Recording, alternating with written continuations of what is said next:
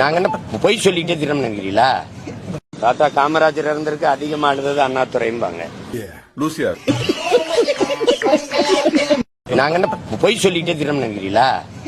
AK-74 ஒரு ஆயுதம், அது ரஷ்யால இருந்து வந்திருக்கு எங்களுக்கு. அவனே செத்தங்கடா, அவன் உங்ககிட்ட மாட்டலடா, நீங்க தாண்டா அவங்க கிட்ட மாட்டிருக்கீங்க.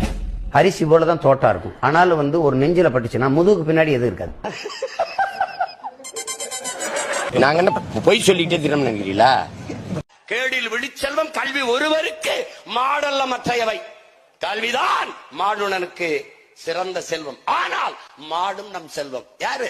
நம்முடைய மூதாதை வள்ளுவ பெருமகனார். கேடில் விழிசெல்வம் கல்வி ஒருவருக்கு மாடல்ல மற்றை அவைன்னு திருவள்ளுவர் சொல்லியிருக்கிறாரு.